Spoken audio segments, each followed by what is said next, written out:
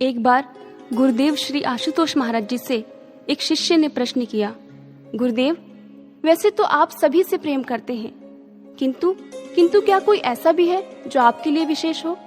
महाराज जी ने बहुत सुंदर उत्तर दिया, यूं तो गुरु समदृष्टा होते हैं, सभी को समान भाव से प्रेम करते हैं, लेकिन कुछ शिष्य अपनी विशेष लगन, प्रेम व समर्पण से गुरु का विशेष ध्यान अपनी ओर खींच लेते हैं। इसीलिए जिसके जीवन में गुरु व उसका कार्य विशेष हो जाता है, वह गुरु के लिए भी विशेष हो जाता है। जरूरी यह नहीं कि हमारे पास सामर्थ्य कितना है, बात तो मुख्य है हमारे भावों की। अगर हमारे मन में प्रभु के लिए मिटने की, कुछ करने की भावना है, तो हमारा छोटा सा प्रयास भी प्रभु को प्रसन्न कर देगा। हमें मिली है जिंदगी कुछ कर गुजरने के लिए, अवसर है ये सुनहरा जन कल्याण के लिए। सद्भावनाएं अपनी सेवा में कर दे अर्पित, गुरुदेव के मिशन में जीवन को कर समर्पित, गुरुदेव के मिशन में जीवन को कर समर्पित। एक होता है सेवा के लिए तैयार रहना और एक होता है सेवा के लिए आतुर होना। जो सेवक तैयार रहता है वह इंतजार करता है सेवा का, सेवा मिली तो उसे पूर्ण किया। पर जो सेवक आतुर है वह इंतजार नहीं करता, जहाँ सेवा होती है वह स्वयं पहुंच जाता है, उस अवसर को खोता नहीं। संत ज्ञानेश्वर जी ने अपने श्री गुरुदेव के चरणों में अर्पित किया कि जब तक देह में प्राण है तब तक तो गुरु की सेवा करूंगा ही, मृत्यु के उपरांत भी गुरु सेवा के बिना नहीं रहूंगा। मृत्यु के बाद इस पंचभूत शरीर की माटी को पृथ्वी के उस हिस्से में मिला दूंगा जहाँ श्री गुरुदेव के चरणों का स्पर्श हो। जिस जल को गुरु ग्रहण करेंगे उसमें अपने जल तत्व को मिला दूंगा। जो दीपक श्री गुरु के दरबार में प्रज्वलित होगा उसमें अपने तेज अर्थात अग्नि तत्व को मिला दूंगा। और जहाँ गुरुदेव का आवास होगा वहाँ अपना आकाश तत्व मिला दूंगा। अपने शरीर का कण कण गुरु की सेवा में अर्पित कर दूंगा।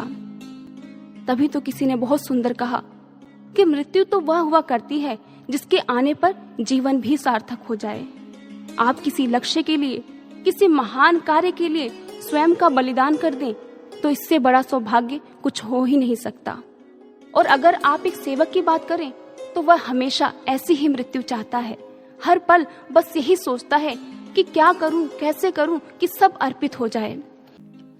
ज्ञान ध्यान और योग जप, गुरु सेवा सम नाही, भक्ति मुक्ति और परम पद, सब गुरु सेवा माही। महापुरुषों का सदा से यही भाव रहा, सेवा करत होई निष्कामी, अर्थात निष्काम भाव से की गई सेवा ही वास्तविक सेवा है। यदि सेवा में कामना की मिलावट हो जाए तो वह सेवा नहीं, मजदूरी बन जाया करती है।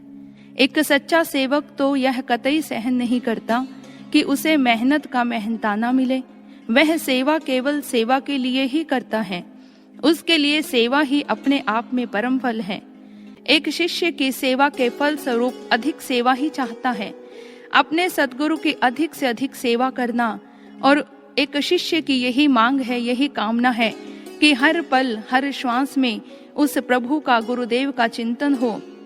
और यही कामना एक भक्त की हुआ करती है। वास्तव में सेवा तो वह घाट है जहाँ सेवक अपने मैं भाव के धब्बे धोता है, निरंतर स्वयं को सेवा में मिटाने का प्रयास करता है। सेवा में इतना लीन हो जाता है कि अपनी पहचान तक भूल जाता है और इस अवस्था में वह अपने सद्गुरु के हाथों का यंत्र बन जाता है। ऐसा यंत्र जिसकी हर सोच एवं हर कार्य में गुरु के प्रेरणा तथा कृपा झलकती है। तभी भक्त कहता है, तुम यंत्री मैं यंत्र, काठ की पुतली मैं तुम सूत्रधार, तुम कहलाओ करवाओ नचाओ निज इच्छा अनुसार। यंत्र बनने का अर्थ यह कदापि नहीं कि शिष्य पुरुषार्थ करना छोड़ दें, अपनी ओर से कोई प्रयास ही ना करे। सेवक के तो सबसे विशेष गुण है कि परिश्रम, निष्ठा, लगन। जब शिष्य प्राणपन से सेवा कार्य में जुट जाया करता है तो सच में वह गुरु भी प्रसन्न हो जाया करते हैं। इसीलिए विनोबा भावे जी का कहना है, जैसे नदी को छुट्टी नहीं, हवा को विश्राम नहीं, सूर्य सदा जलना ही जानता है, इसी प्रकार एक सच्चा सेवक सतत सेवा कार्य को ही करने के लिए तत्पर रहता है। जैसे संसार में यदि कोई दास पूर्ण समर्पण से मालिक की सेवा करता है तो मालिक भी विचार करने पर बाध्य हो जाता है कि यह कैसा दास है, पूर्ण निष्ठा व लगन से सब कार्य करता है और कामना भी नहीं रखता, पगार भी नहीं मांगता। नौकर का ऐसा, दास का ऐसा समर्पित भाव अपने आप मालिक का ध्यान अपनी ओर खींच लेता है। ठीक ऐसे ही वह मालिक उसे नौकर की तरह नहीं बल्कि अपने पुत्र की तरह स्नेह करता है। तभी किसी ने बहुत सुंदर कहा, तरसते हैं गुरुवर हम तेरे प्यार को, जोड़ कर रखना हृदय से हृदय की तार को। कहते हैं कि संध्या का समय था। श्री युक्तेश्वर जी जो मुकुंद के संग गंगा किनारे बैठे थे और यह उनकी पहली भेंट थी। काफी देर तक गुरुदेव मौन रहे, प्यार से मुकुंद को देखते रहे। फिर बोले, मुकुंद, मैं तुम पर अपने निष्काम प्रेम का खजाना लुटा देना चाहता हूँ। मुकुंद, क्या तुम भी मुझे वैसा ही प्रेम करोगे? मुकुंद के हृदय से बस एक ही पंक्ति निकली, मैं आपको सदा प्यार करूंगा। सच में दोनों ओर से पूर्ण समर्पण। और कहते हैं कि जब 15 साल बाद श्री चरणों में मुकुंद लौटे तो उनके गुरुदेव से एक छोटी सी वार्तालाप हुई। गुरुदेव को कहा कि गुरुदेव, आप कहिए ना कि आप मुझसे प्रेम करते हैं। आपकी प्यार भरी गोद मुझे दिन में हजारों बार अपने सिर के नीचे महसूस होती है, पर फिर भी मेरे कान हैं सुनना चाहते हैं कि आप मुझसे प्रेम करते हैं। कहिए ना गुरुदेव, एक बार कहिए ना। युक्तेश्वर जी कहते हैं, ऐसा है तो सुनो मुकुंद, मेरी सदा से यह कामना थी कि मेरा एक पुत्र हो जो मेरे ज्ञान की अलौकिक धरोहर को संभाल सके और जन जन तक प्रचार प्रसार की सेवा करे। तुम मिले तो इस कामना की डाली पर फल लग गया। आज मैं संतुष्ट हूँ, मुझे मेरा बेटा मिल गया। और 2 स्पष्ट अश्रु बिंदु गुरुदेव के नयनों में रुके हुए थे, वह बहने लगे। मुकुंद ने जैसे ही यह सुना, खुशी से झूम उठा और कहा कि आपके ये शब्द मेरे लिए वैकुंठ है। और सच में यही वह पावन पवित्र बंधन है जो जन्मों जन्मांतरों तक खींचा चला आता है। तभी किसी शिष्य ने बहुत सुंदर कहा कि जो करे तेरी करुणा को बयां, वो मेरे पास अल्फाज नहीं। जो गाए तेरी कृपा के तराने, ऐसा तो कोई साज नहीं। उजड़े चमन में तुम बहार बन के आए हो, सूखे बगिया पर बौछार बन के छाए हो। तेरे चरणों में आकर उदास जीवन हर्षाया है, उसका कोई हिसाब नहीं जो प्यार आपसे पाया है, जो प्यार आपसे पाया है। जब साधक अपना सर्वस्व अर्पित कर गुरु सेवा करता है तो वह अवश्य ही गुरु की प्रसन्नता का पात्र बन जाता है। गुरु अपने शिष्य का योगक्षेम स्वयं वहन कर लेते हैं। बात इतने पर ही खत्म नहीं होती। गुरु शिष्य की जरा सी सेवा का आधार लेकर उस पर अपनी अनंत कृपा बरसा देते हैं। उसके अंतस में समाये कुविचारों, विकारों, वासनाओं को जड़ से नष्ट कर देते हैं। एक बार एक व्यक्ति ने एक महात्मा जी से प्रश्न किया, आप सदैव अपने प्रवचनों में गुरु सेवा की महिमा गाते हैं, आपने भी अवश्य अपने गुरु की बहुत सेवा की होगी। मैं जानना चाहता हूँ कि गुरु सेवा से आपको क्या लाभ हुआ, गुरु सेवा से आपको क्या मिल गया। यह सुनकर महात्मा जी कहते हैं, वत्स, गुरु सेवा से मैंने कुछ नहीं पाया, अपितु खोया ही खोया है। व्यक्ति आश्चर्य से कहता है, खोया है? महात्मा जी कहते कि हाँ खोया है। मैंने अपने 5 विकारों को, गुरु सेवा ने मेरे दुर्विचार, नकारात्मक सोच व मेरी अज्ञानता छीन ली। गुरु सेवा में खोना भी एक उपलब्धि है। इसलिए सच्चा शिष्य वही जो अपने तन मन धन से पूरी निष्ठा व लगन से गुरु दर की सेवा करे, क्योंकि सेवा कोई काम नहीं है, सेवा पूजा है, एक पवित्र आरती है, गुरु चरणों में समर्पित परम वंदना है, शिष्य की भावनाओं को परखने की सच्ची कसौटी है, शिष्य के जन्म जन्मांतरों के कर्म संस्कारों को काटकर मोक्ष प्रदान करने वाली बूटी है। गुरु सेवा किए बिना ना तो आज तक किसी शिष्य की आध्यात्मिक यात्रा पूरी हुई है, ना ही आगे कभी होगी। खुशकिस्मत होते हैं वे लोग जिन्हें गुरु सेवा का सुअवसर प्राप्त होता है। देवता गंधर्व तक गुरु दर की सेवा पाने के लिए हाथ बांधकर खड़े रहते हैं। फिर क्यों ना हम सभी साधक गुरु सेवा के लिए कटिबद्ध हो जाएं। तन मन धन यूं तो ये तीनों ही हमें संसार से बांधते हैं, हमारे पतन का कारण बनते हैं। पर जब इन तीनों से गुरु सेवा करते हैं तो यही परमात्मा की प्राप्ति का साधन बन जाते हैं।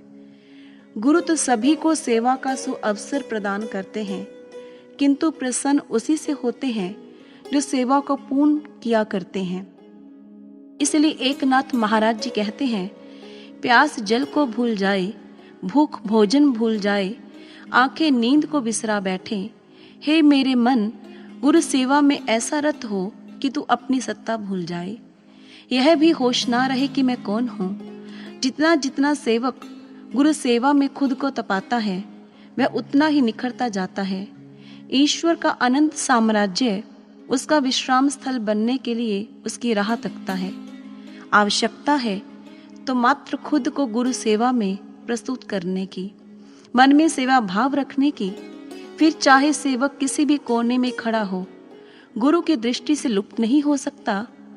राम तीर्थ कहते हैं, छिपे हुए नगण्य कोनों में सेवा करना भी उतना ही गौरवशाली है जितना कि भव्य और सुंदर केंद्रों में। रहट के चक्र में लगी वह छोटी सी लकड़ी की कील भी उतनी ही महत्वपूर्ण है जितनी कि उस विशाल चक्र को घुमाने वाला बैल। गुरु दरबार में कुछ भी किया जाए, सेवा तो सेवा ही होती है। इसलिए रासु यज्ञ में भगवान श्री कृष्ण स्वयं जूठे पत्तल उठाने की सेवा करते हैं और भक्त हनुमान चुटकी बजाने की। गुरु की नजरों में तो छोटे छोटे कर्म का भी मूल्य है। यदि उसे सच्ची भावना से किया जाए, गुरु तो उनको भी सेवा का फल देते हैं जो पूर्ण भावना से केवल खड़े रहकर सेवा की बाट जोते हैं। इसलिए हम सेवा तो करें, किंतु निष्काम भाव से। कबीर जी इसी के संदर्भ में बहुत सुंदर कहते हैं, फल कारण सेवा करे, मन में राखे काम, कहे कबीर सेवक नहीं, चाहे चौगुना दाम। कबीर जी कहते हैं कि जो सेवक फल प्राप्ति की कामना से गुरु सेवा करता है, सेवा में अपना लाभ ही देखता है, मात्र अपने स्वार्थ व लालच के लिए ही सेवा करता है, वह सेवक नहीं अपितु मजदूर ही कहलाता है। किंतु सच्चा सेवक वही है जो सेवा करके भी कुछ लेने की चाह नहीं रखता है। गुरु सेवा ही सेवक के जीवन का एकमात्र लक्ष्य होती है, जिसे सेवक निष्काम भाव से अदा करता है। जहाँ सेवा होती है वहाँ सेवक स्वयं पहुंच जाता है। ठीक जैसे एक भूखा व्यक्ति, उसे भोजन मिलने तक का सब्र कहाँ होता है, वह बेचैन होकर खुद ही भोजन ढूंढ निकालता है। सेवा के लिए ऐसी ही भूख होती है एक सेवक के भीतर, क्योंकि सेवा बिना सेवक ऐसे है जैसे जल बिन मछली। इसलिए एक सेवक के लिए वही सर्वोच्च सेवा है जिसकी आज्ञा उसे गुरु देते हैं। हम तो सेवक हैं, हमें माली की बगिया के वह फूल बनना है जिसे मंदिर में चढ़ा दिया जाए, चाहे कब्र पर। जैसे यदि कोई व्यक्ति बीमार है तो उसका काम है डॉक्टर तक जाना। डॉक्टर के पास पहुंचने के पश्चात उस व्यक्ति का काम खत्म हो जाता है। अब डॉक्टर को दवाई देनी है, वह कौन सी दवा देता है, दवा बदलता है या फिर देता ही नहीं, यह सब हम डॉक्टर पर छोड़ देते हैं, तभी हमारा इलाज हो पाता है। बस इसी तरह हम भी स्वयं को गुरु को समर्पित करते चले। सभी रिश्तों का पूर्ण एवं शुद्ध रूप केवल पूर्ण सतगुरु में ही देखने को मिलता है। उदाहरण के लिए नरेंद्र के प्रति रामकृष्ण परमहंस जी के प्रेम को ही लें। पिता के देहांत के उपरांत नरेंद्र के घर में भोजन का जब अभाव हो गया तो वह अक्सर ही अपनी माँ से बहाना बना देता कि माँ, आज मुझे भूख नहीं है, या मैं मित्र के घर से भोजन कर आया हूँ। नरेंद्र माँ को तो निश्चिंत कर देता, परंतु अपने गुरुदेव रामकृष्ण परमहंस जी को नहीं, क्योंकि पूर्ण गुरु वह सत्ता है जो शिष्य के मन प्राण में निवास करती है, उसकी हर पीड़ा को उससे पहले ही अनुभव कर लेती है। ऐसी अंतर्यामी माँ से कभी कुछ छिपाया नहीं जा सकता। जब नामदेव जी ने अपने गुरु विशोभा खेचर के ऐसे मधुरतम प्रेम का आस्वादन किया तो वह अपने गुरु को मौली भाव माँ की उपमा दे बैठे। एक अभंग में वह गाते हैं, कृपेची सावली अखंड लाभली, खेचर मौली भेट लिया। अर्थात खेचर मास से मिलकर मुझे उनकी कृपा की अखंड छाया मिली। माँ की तरह ही उनका मुक्त वात्सल्य है। उन्होंने ये भी कहा, फूलों की माला का चित्र तो चित्रकार बना सकता है, पर फूलों की सुगंध वह चित्रित नहीं कर सकता। चांद व सूर्य का भी चित्र बनाया जा सकता है, पर प्रकाश का चित्रण संभव नहीं। ऐसे ही गुरु का स्वांग तो बहुत लोग कर सकते हैं, लेकिन मेरे विशोभा के प्रेम का स्वांग कोई नहीं कर सकता। गुरु भक्त चरणदास ने तो अपने सद्गुरु सुखदेव जी के लिए अत्यंत सुंदर काव्य शैली में यहाँ तक कहा, मात सुहरी 100 गुना, जिनसे 100 गुरुदेव, प्यार करे अवगुण हरे, चरण दास सुखदेव। यूं तो माँ का प्रेम सर्वोपरि माना जाता है, किंतु चरणदास जी कहते हैं, माँ के लाड प्यार की अतिशयता बालक को बिगाड़ सकती है। हरि का प्रेम भी जीव को भव बंधनों से मुक्त नहीं कर सकता, पर गुरु का दिव्य प्रेम तो कितना अनूठा है, जो शिष्य के समस्त अवगुणों को हर लेता है, भव बंधनों से मुक्त कर उसे ईश्वर रूप बना देता है। यही कारण है कि शिष्यों को अपने गुरु के प्रेम के समक्ष माँ का, यहाँ तक कि हरि का प्रेम भी फीका व गौण प्रतीत हुआ। सज्जनों, गुरु मात्र प्रेम, वात्सल्य, ममता, दुलार का दरिया ही नहीं है, वह पिता के समान पथ प्रदर्शक भी है। कदमों के भटकने से पहले ही वह शिष्य का मार्गदर्शन करते हैं, कभी साधना में, कभी स्वप्न में व कभी अन्य माध्यमों द्वारा। यदि कभी शिष्य के कदम तनिक भी लड़खड़ा जाएं, तो गुरु आगे बढ़कर उसे झट से थाम लेते हैं, जैसे श्री गुरु गोविंद सिंह जी ने अपने शिष्य जोगा को थामा था। एक बार जोगा गुरु दरबार की ओर जा रहा था। रास्ते में रात होने के कारण वह जहाँ रुका उसके सामने ही वैश्य का कोठा था। जोगा का मन डोल गया और वह कोठे की सीढ़ियां चढ़ने लगा। तभी एक लंबे चौड़े पहरेदार ने उसका रास्ता रोक लिया और कहते हैं, पूरी रात यही सिलसिला चलता रहा। वह सीढ़ियां चढ़ने की कोशिश करता रहा तथा वह पहरेदार उसे रोकता रहा। जब वह गुरु दरबार में पहुंचकर गुरुदेव को प्रणाम किया तो उन्हें बहुत थका पाया। उनकी आंखों में लाली पाई। यह देख उसने पूछा, गुरुदेव, क्या आप पूरी रात सोए नहीं? तो श्री गुरु गोविंद सिंह जी ने कहा, जोगा, तू जो भी करता, लेकिन हमें सारी रात एक वैश्य के चौबारे पर तो न खड़ा रखता। यह सुन जोगा गुरु चरणों में गिर फूट फूट कर रोने लगा। गुरुदेव, मुझे क्षमा कर दीजिए, आप इस तुच्छ शिष्य को क्षमा कर दीजिए। इसकी खातिर आप पूरी रात पहरेदार बन मुझे रोकते रहे। सच, गुरु ना केवल ईश्वर प्राप्ति का मार्ग दर्शाते हैं, बल्कि पिता की भांति इस दुर्गम मार्ग पर हमारी उंगली पकड़कर हमारे संग संग भी चलते हैं। जहाँ गुरु पथ प्रदर्शक है, वहीं एकमात्र सर्वसमर्थ भाई भी है, जिसके संरक्षण में शिष्य को गर्म हवाएं छू भी नहीं पाती। कहा जाता है, मुगल सल्तनत ने शिवाजी के अस्तित्व को मिटाने के लिए एक तांत्रिक को नियुक्त किया। वह तांत्रिक तंत्र मंत्र के बल से शिवा के सभी पहरेदारों व प्रहरियों को चकमा देकर उनके निजी कक्ष में पहुंच गया, जहां शिवा सो रहा था। जैसे ही उसने तलवार द्वारा शिवा पर वार करने के लिए हाथ उठाया, उसका हाथ वहीं जड़बत हो उठा। यह देख तांत्रिक घबरा गया। तभी उसे आवाज सुनाई दी, तेरा इष्ट तुझे यहाँ तक तो ला सकता है, पर शिवा के इष्ट के रहते तू उसको हाथ तक नहीं लगा सकता। तेरा तंत्र मंत्र कक्ष के बाहर तैनात सिपाहियों की आंखों में तो धूल झोंक सकता है, पर गुरु की दिव्य दृष्टि में नहीं, जिससे वह हर पल अपने शिष्य को निहारता रहता है। ऐसे एक नहीं, दो नहीं, इतिहास में असंख्य उदाहरण हैं जहां पूर्ण सद्गुरुओं ने एक कवच, एक ढाल बनकर अपने शिष्यों की रक्षा की।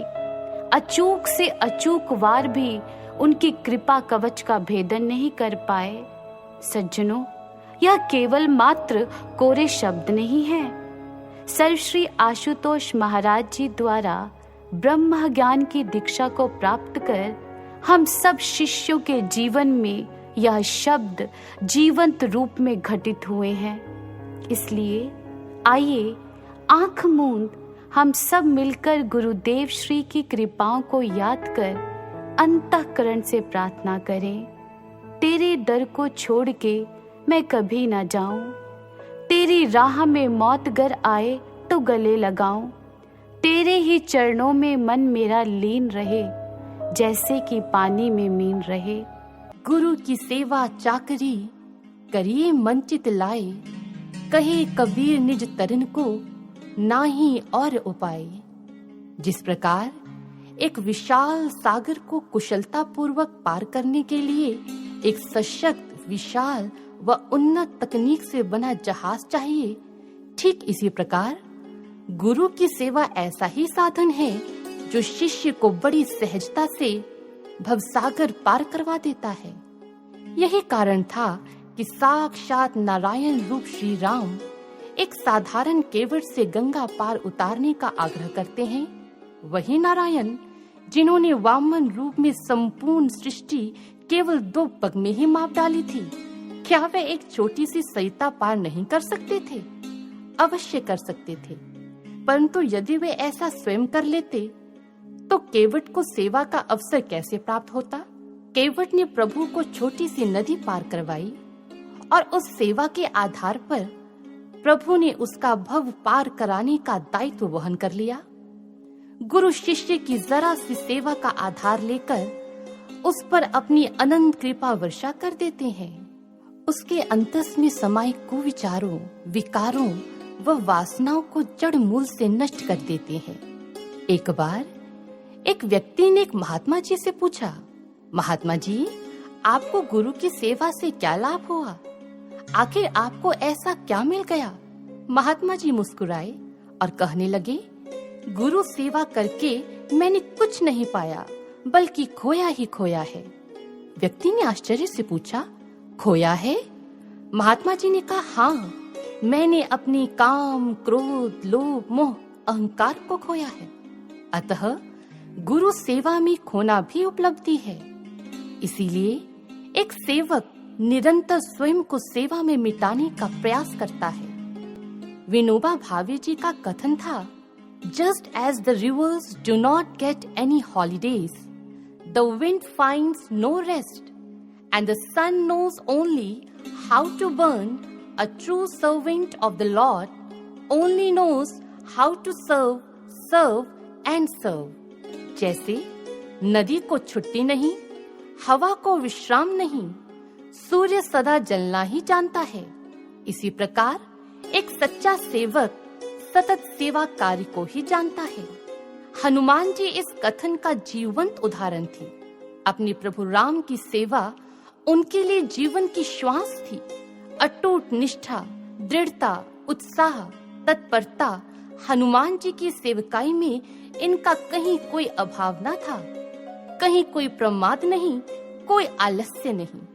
समुद्र लांघते समय मैनाक पर्वत उनकी सेवा में विश्राम के कुछ पल जोड़ना चाहता था, लेकिन हनुमान जी विनम्र स्वर में कहते हैं, राम काज कीन्ही बिनु मोहि कहाँ विश्राम।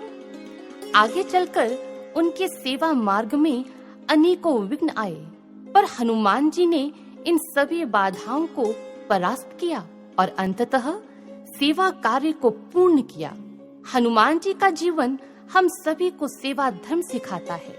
सच में सेवा हो तो हनुमंत जैसी तत्परता, लगन, उत्साह से पूरित, साथ ही एक सेवक को सदैव इस बात का भी बोध रहता है कि उसके स्वामी का कृपा चक्र पूरे सेवा क्रम में घूमता है, अदृश्य रूप में उन्हीं की शक्ति काज संवारती है। यही एक सच्चे सेवक की पहचान है। वह सम्मान और प्रशंसा का बोझ कभी नहीं उठाता। उसे पुरस्कार तिरस्कार से कोई सरोकार नहीं। वह अहेतुक सेवा करता है। चाहता है तो बस केवल अपने गुरु की प्रसन्नता। वह अपने सद्गुरु के हाथों का एक यंत्र बन जाना चाहता है।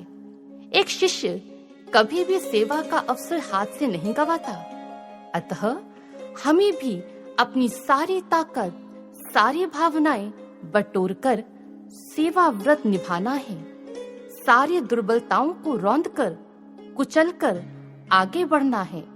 हमारे कदमों में भी संकल्पों की अडिगता हो, हृदय में उसके महान लक्ष्य को पूर्ण करने का जज्बा हो। हमारे प्राणों की तार तार में एक ही स्वर बजे, सेवा। रोम रोम में एक ही गीत गूंजे, सेवा।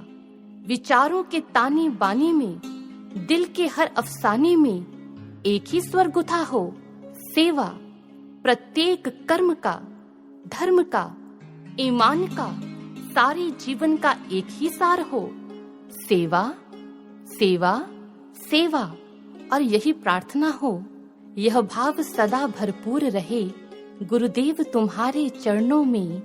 यह अर्ज मेरी मंजूर रहे गुरुदेव तुम्हारे चरणों में। आंखों में तुम्हारा रूप रहे, मन ध्यान में तेरे मगन रहे। मन अर्पित कर निज सेवा करें गुरुदेव तुम्हारे चरणों में, गुरुदेव तुम्हारे चरणों में। रविंद्रनाथ टैगोर ने एक कविता लिखी जिसके भाव थे कि हे भगवान, जब हम आपसे मुसीबत में पड़कर मुक्त होने हेतु प्रार्थना करें तो आप सुनने से इनकार कर देना। यदि हम आपसे संपत्ति मांगे तो आप तब भी मत देना। परंतु प्रभु, आप भक्त वत्सल हो, दया के सिंधु हो, यह पूर्ण सत्य है। अपनी प्रवृत्ति के कारण यदि आप अपने भक्त को देना चाहें तो इतना वरदान देना, जब हम पाप पंख में गिर रहे हों तो अपनी भुजाएं फैलाकर हमको रोक लेना, हमें अपने योग्य बना लेना। हमें और कुछ नहीं चाहिए। एक सच्चे भक्त की तरह एक शिष्य की भी यही कामना होती है कि मैं अपने गुरु के योग्य बन पाऊं। शिष्य यदि योग्यता चाहता है तो इस भाव से कि मैं अपने सद्गुरु की अधिक से अधिक सेवा कर पाऊं। जो किसी फल हेतु सेवा करता है, जो गुरु से सांसारिक उपलब्धियों की याचना करता है, ऐसे शिष्य के बारे में कबीरदास जी कहते हैं, फल कारण सेवा करे निष्दिन जाचे राम। कहे कबीर सेवक नहीं चाहे चौगुना दाम। पर वहीं जो सच्चा सेवक है वह प्राणपन से सेवा करके भी कुछ लेना नहीं चाहता। और यह शाश्वत नियम है, जब एक शिष्य सेवा रूपी हल के द्वारा अपनी जीवन की भूमि को तैयार कर लेता है तो सद्गुरु, जो देना ही देना जानते हैं, उनकी कृपा का बादल उस पर स्वतः ही बरस पड़ता है। महात्मा बुद्ध जी से उनके शिष्य ने एक बार पूछा, हे गुरुवर, जब एक गुरु किसी शिष्य से प्रसन्न होते हैं तो उसे क्या देते हैं? महात्मा बुद्ध जी ने कहा, तब वह शिष्य के जीवन में सेवाओं के अंबार लगा देते हैं, जिस सेवा का अवसर हर किसी को आसानी से नहीं मिलता।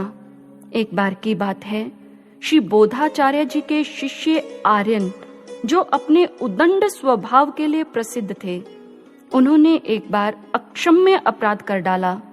तब बोधाचार्य जी ने अप्रसन्न हुए सभी शिष्यों को बुला करके पूछा कि आप सभी बताएं कि इसे इसके अपराध की क्या सजा दी जाए। कोई कहने लगा कि इसे आश्रम का सारा जल भरने की सेवा दी जाए, तो किसी ने कहा वन से लकड़ियां काटने की इसे कठिन सेवा दी जानी चाहिए। तभी एक अन्य शिष्य ने भी अपना मत रखा कि गुरुवर, रात्रि में आश्रम की चौकीदारी करने की जिम्मेदारी इसे सौंपी जाए। गुरु ने जब अपने शिष्यों के यह मत सुनकर के कहा, आश्रम के लिए जल भर लाना लकड़ियां काट कर लाना, रात्रि काल में चौकीदारी करना, क्या तुम्हारे मत में यह सब कार्य दंड हैं? ये सजाएं नहीं सेवाएं हैं सेवाएं, यह दंड नहीं उपलब्धि है। गुरु घर की सेवा का अवसर तो महा सौभाग्य से मिलता है, अतः इसके लिए उचित दंड यह है कि इसे थोड़ा सा भी सेवा करने का अधिकार न दिया जाए। इसे बैठे बिठाए भोजन परोसा जाए, यहाँ तक कि यह अपनी झूठी पत्तल भी ना उठाने पाए। इसे अतिथियों की तरह दरबार में रहने दो, यही इसका महादंड है। सौभाग्यशाली होते हैं वो शिष्य जिनके दामन में सेवा के बेशकीमती रत्न आ गिरते हैं। हमारे लिए कितने सौभाग्य की बात है कि श्री गुरु महाराज जी ने, चाहे हम भगवा वस्त्रधारी सन्यासी हैं या आप गृहस्थी लोग, सबको सेवा का अवसर दिया है। गुरु घर की सेवाओं के साथ साथ सत्य के प्रचार की भी सेवा हमें सौंपी गई। गुरुदेव श्री की यह दयालुता है कि हम जैसे अयोग्य शिष्यों को उन्होंने सेवा का अवसर प्रदान किया, और इस अवसर के साथ साथ उन्होंने हमें सदैव प्रेरित भी किया अपने इन दिव्य उद्गारों के साथ। जो तिमिर के घर पड़े ऊँघते उनको जगाना है हमें, जिन्हें ज्ञान सूर्य ने जगा दिया उनको चलाना है हमें, जो झिझक झिझक कर चल रहे उनको दौड़ाना है हमें, और जिनकी गति में वेग है उनको बताना है हमें। सद्भावना के गीतों को मिलकर गाना है हमें, विश्व के हर कोने तक ब्रह्म ज्ञान पहुंचाना है हमें, ब्रह्म ज्ञान पहुंचाना है हमें। बस जरूरत है तो हमें विवेकानंद जी जैसे उन भावों की जो उन्होंने व्यक्त करते हुए कहे थे कि हे ईश्वर, मेरे गुरुदेव ने मेरे हाथों में जो कार्य सौंपा है, जब तक मैं इस कार्य को पूरा ना कर लूं तब तक मुझे मुक्ति मत देना। पर हम में से कई ये सोच रहे होंगे कि हम में इतना सामर्थ्य कहाँ कि जन जन तक हम ज्ञान के संदेश को पहुंचा पाएं, और फिर ये कार्य होगा कैसे? एक बार महात्मा बुद्ध से भिक्षुक आनंद ने पूछा कि भगवान, आप प्रचार हेतु विश्व भर में अपने प्रचारकों को दूत रूप में भेज रहे हैं, पर उनके पास तो साधन नहीं है, वो कैसे करेंगे? तथागत कह उठे, आनंद, ये दूत एक विशिष्ट संपत्ति अपने साथ लेकर के जा रहे हैं। वो है इंद्रियों का संयम, समय का संयम, ज्ञान का बल। ये अपने गुणों से संपन्न होकर जहां जाएंगे वहीं पर साधन, संपदा तथा श्रद्धा अर्जित करेंगे और विश्व भर में क्रांति के अग्रदूत के रूप में फैल जाएंगे। हमें भी गुरु वचनों को सत्य सिद्ध करते हुए, अपने धैर्य का परिचय देते हुए, ब्रह्म ज्ञान का बल लेकर उस महान उद्देश्य को पूरा करना है जो गुरु महाराज जी लेकर आए हैं। महाराज श्री कहा करते हैं कि विश्व शांति एक महान यज्ञ है और यज्ञ में तो अनेक व्यक्तियों का सहयोग अनिवार्य है। ये हमारा सौभाग्य है कि श्री गुरु महाराज जी ने हम जैसे जुगनुओं को भी टिमटिमाने का अवसर दिया है। आइए हम सभी भी अपनी योग्यताओं के अहम को त्याग कर गुरु की सेवा में जीवन लगाकर अपने जीवन को सार्थक करें, क्योंकि गुरु की सेवा करते करते अहम जिसका मर गया, समझ लो वो सूरमा भक्ति शिखर पर चढ़ गया।